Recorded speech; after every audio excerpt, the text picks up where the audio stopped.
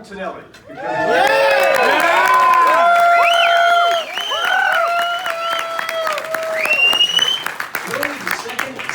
To be inducted together into the Bay Area Radio Hall of Fame. The other was Johnny Patrick and Helen Troy. They were among the first group of inductees 15 years ago. Lamont Hollywood came down from Winnipeg to San Jose's KSJO for a radio marriage with Peninsula native Paul Tonelli more than 30 years ago. And in the last 18 plus years on 107.7 The Bone, these two have built a morning show legacy. Now, one of these guys called what they do frat boy radio. The other has referred to them as the PBS of fart jokes.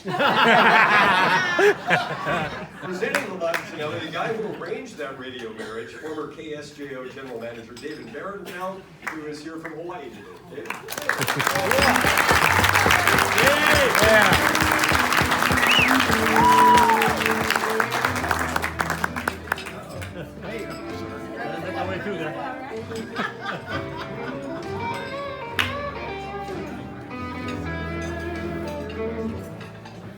Well, I'm going to try to keep it short, and I will do the best I can, but since Dana's being awarded, and that'll take about 30 seconds.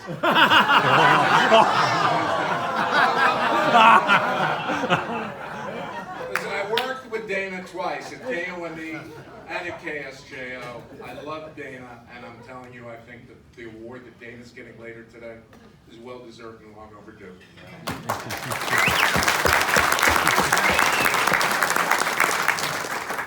Well, I'm going to try to keep it short, and I know it's big text, it looks like a long speech, but here's the deal, don't worry, I hear you. So in 1985, I moved to the Bay Area to go to KOME. At the time, KOME was the dominant, legendary radio station. KSJO was going back and forth and trying to find its legs. And then in 1988, I was hired as the general manager of KSJO, and we had Perry Stone on the air, which was a pretty large and huge rated radio show. In March of 1989, Perry said something that inflamed the Girl Scouts and drove the market nuts, and invited the FCC to come into the radio station. I was a general manager for about 3 months when the FCC came walking in and said, "We'd like to ask you about these 10 things." And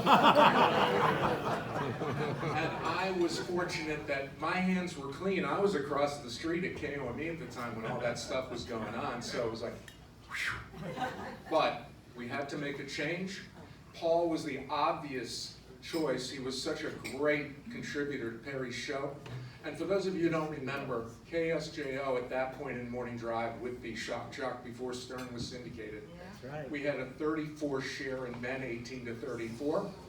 And we were and it's a South Bay radio station, we were number 2, 18 to 34 men in San Francisco.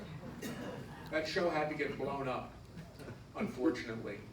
Paul was the obvious choice to bring in, but then it was like, okay, what do we do? To bring in another shock jock where everybody was going to compare whoever was coming into Perry was going to be a mistake. And every day that we didn't have someone to come in, you could feel the audience going to probably KOME. So at the time I said to the program director, "You got any tapes? Anybody send any tapes? By the way, does everybody know what tapes are?" I wasn't born in 1951, but I know what tapes are. Okay, so he said, "No, we're not really getting any tapes." And I said, "Well, where are the old tapes?" And he goes, "Oh, it's in the back." So I'm ripping through the box, and I see an unopened, fat manila envelope with the return address, Lamont, Hollywood, Winnipeg, Manitoba. And I go, "What about this?" And he goes, program director said, "I'm not sure that this would be the right guy for a rock station." Well, if you read between the lines, Lamont was the right guy. I said, "Do me a favor, put the tape on." Within 30 seconds, it was very clear that this guy was a major talent. I called him up, and I said, "Hey, Lamont, this is David Baronfeld from KSJO." He goes, "I'm going to call you right back." I thought he was fucking around. It's a true story, right? Yeah. True story. Yeah. And I'm saying to myself, what? Within a minute, he calls back, and he says, "Hey, Dave, The reason I hung up is because I had a friend. I told him today I was going to call KSJO and kind of pitch the morning show. And when you called, I thought he was goofing me. And I said, well, no, I'm really me. And heard your tape. So, pretty good. Tomorrow, can you do me a favor? Record your show, unscoped. Here's the FedEx number. Send it to me. 2 days later, we get the tape.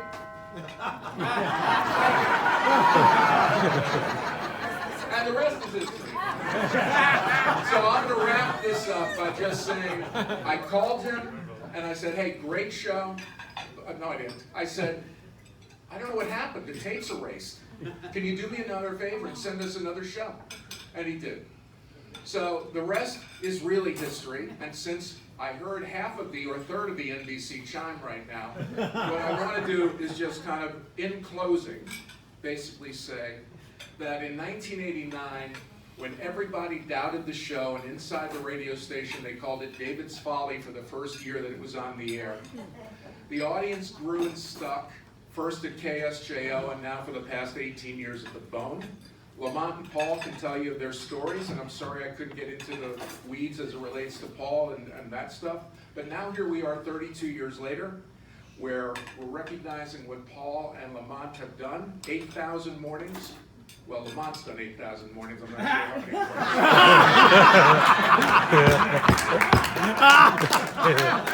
many. Today, obviously, I'm flattered to be introducing them, but before I do, I want to congratulate Dana Jen for his role in this year's awards. I hired Dana at KSJO. I also worked with Lori Roberts, another inductee. KSJO, and I'm flattered that KOME has been awarded as well. So, without further ado, my fellow broadcasters, let me introduce to you with pleasure and proudness, Lamont and Tonelli.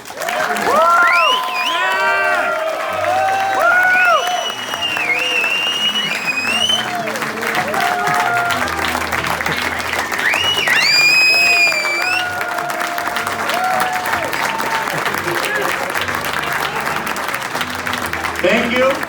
Thank you. Who lowered the microphone? What is this? It's perfect. First off, David Baronfeld, the best general manager I have ever worked for. Thank you, Dave. Thank you, Dave. Also, thank you to Paul Tonelli, a great partner and a better human being over the last 32 years. I look around this room right now, and what I see is a room full of douchebags that made us wait 32 freaking years. Are you fucking kidding me? 32 years? I did some math here. I did some math. We were actually eligible in 1996. 25 years. Right. 32 fucking years for lunch at the Bass Cultural Center. Which is delicious, by the way.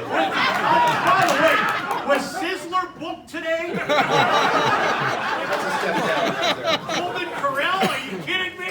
Lunch at the Bass Center. By the way, by 1996, we were actually nominated for 5 awards nationally, but you guys made us wait 32 years. I'm going to put this in perspective for you. We were eligible before 3 big companies ruined radio as we know it. Right? All I'd like to say is, I'd like to thank the esteemed members of the Bay Area Radio Hall of Fame. This recognition and this honor. We're very proud to be here. I'd also like to thank Lee Hammer, last year's entrant into the Hall of Fame. He nominated us, and we would be remiss not to acknowledge Tony Salvador, the legend of radio, K-Pod, and the Bone. Tony took the chance on us and brought us into the Bone, and one of our favorite memories that Lamont and I always talk about is Tony coming into the studio the last hour of the show, flopping down on a chair, putting his feet up on the counter and saying, "Hey boys, play some Honky Tonk Woman by Rolling Stone." I love that song. Music format was out the door at that point. Tony was sitting there in the room. And by the way, Tony Salvador, my second favorite general manager, we were very close to David Baronfeld, but I'll tell you why he kind of went down the list. We were going through contract negotiations once, and Tony Salvador calls us into his office. Boys, I hate to do it. Industry's taking a beating. We're going to give you a $25,000 pay cut. And I go, 25 grand. So by then our ratings are climbing, and I go, Tonelli, we need an agent. So we hire the agent. Tony, you know the story? We hire the agent. The agent then talks to John Dickey. John Dickey ends up giving us not only the $25,000 back, he gave us $125,000 each more on the contract. A swing of $150,000. Now, afterwards, Tony calls us into the office after we signed the deal. He goes, boys, I gotta tell you, I can't believe you paid you that kind of money. I wouldn't pay it to you. So Tony, that's why you are number 2 on the list. Also, let me say this. We should recognize other members of the show on this plaque because over the 32 years we've had some great members. First off, I'm going to point out Shasta has been on the show for 10 years.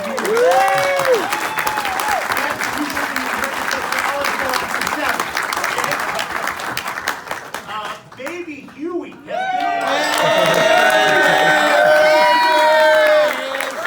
on the show for 16 years.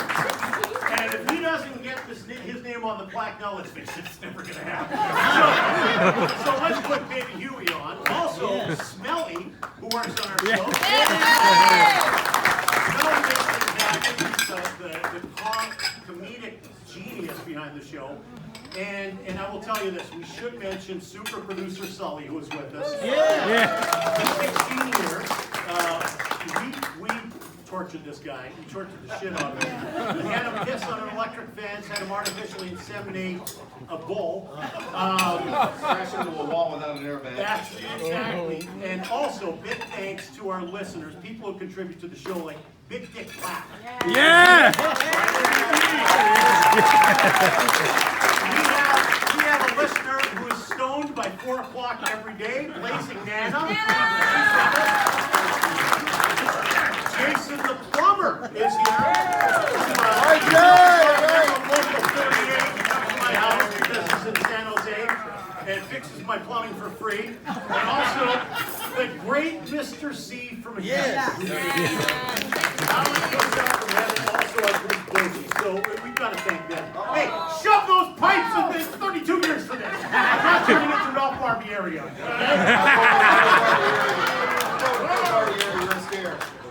I'll just add, we all have, and I'm sure everybody can relate to, this would never happen if this didn't happen kind of a moment in your career. This never happens if, that kind of a thing. Well, I had an internship at KYUU when Don Blue was doing the morning show, and I was working in the news department with Gil Haar, and I turned, luckily, a 6-month internship into 14 months. And at the end of 14 months, Gil said, you got to get out of here and get a job. So the summer of '86, I went to look for a job at UPS. On the advice of my good friend Jeff Colombini, who's sitting right over here. Jeff said, hey, it's a piece of cake, you'll get in. So you do a whole week-long orientation, and at the end of that week, on Friday, you take a driving test in a UPS truck. And so it was a piece of cake. Friday, get to the driving test, and I was ultimately confident that I would pass that test. And I was the last one to go. There were about 10 people on the truck. And we were driving over in the Ventura district near 24th and York. And I had to make a right turn onto York on a very narrow street that cars parked on both sides, and I clipped a parked car. That was on Friday. I failed the UPS driving test and then was out of the Brown Army. On Monday, the following Monday, Gil Haar gives me a call at home. I never would have been at home if I would have been at work. Like, Gil says, what are you doing? I said, nothing. And he says, I have a little job opportunity for you with John Hamilton producing ski reports for John Hamilton on the go at KGO. So I took the job. I was like, 4 hours in the morning producing ski reports. That led to a traffic reporting job at Traffic Central, which led to my partnership with Lamont, which never would have happened if I didn't hit that parked car. At 24th and York, because I was driving a UPS truck that Monday. So thank you to Gil Har. I know he's not here today. I know he's a member of the Bay Area Hall of Fame.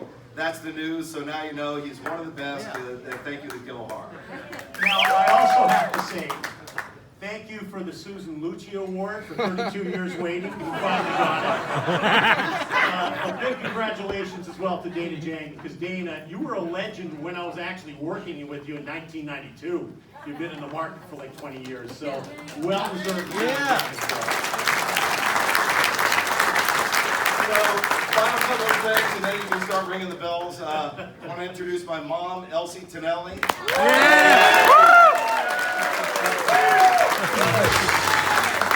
My mom turned 95 last month. Still works at the family drugstore 3 days a week because my brother is into elder abuse. I don't know, but he runs the drugstore. That's just a thank you, Mom, to your support, yours, and Dad's support through my career, which was fantastic. My wife, Lisa, who has put up with 32 years of radio. Bar nights until 2 a.m. and then out the door at 4 a.m. to do the morning show. And there might have been a hint or two of strippers in the studio back in the day. So thanks for being with me every step of the way. Let me tell you something about Lamont real quick. This is important, all right? None of this. We talk about things, if this didn't happen, it wouldn't work. None of this happens without Lamont.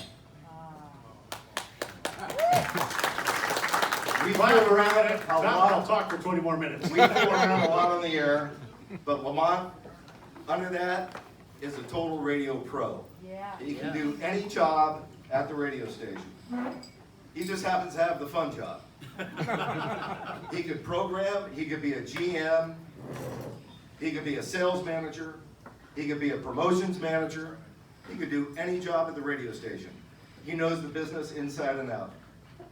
He knows music, formats, the clock, and most importantly, he knows how to present something to an audience that they'll grab onto. His talent, his work ethic, his energy, continuous energy, and his day-to-day enthusiasm is the reason the show is where it is and the reason that we're here today doing this. For 32 years, I've had a firm grip on those coattails. And it has been a hell of a ride. And for all of it, I thank you. Well, thank you.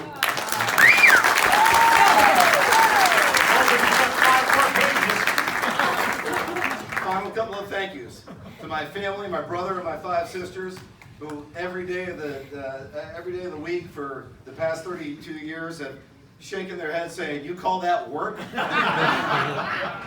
And then we have a bunch of tables of knuckleheads over here. These are all the guys I grew up with. All the Westlake guys, radio guys. We got our Baylob guys, Mark Vieto, Rob Lawson, John Fielder, Jeff Frick, who created the Bay Area method of broadcasting out of I don't know what. They're the only 4 members who still exist. The Westlake guys, the guys I grew up with in Daly City, I'm a native, very special, wouldn't have done it without them. And in closing, I will say, our Daly City cheer, Alakazit, Kazit Kazam, son of a bitch, goddamn, horse's ass, cow's titty, we are the boys from Daly City.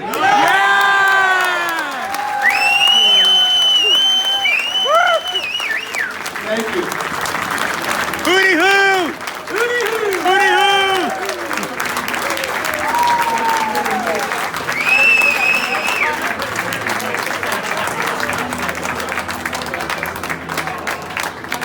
That's the first time you've heard titty in an acceptance speech.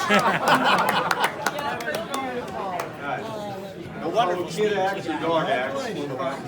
Lobster, up to you. Paul Wells rounds out our group of music format program hosts. And it sounds weird for me to say Paul Wells out loud because I grew up as did many of us. Paul's done a million things in I know it's an amateur. Bay Area radio.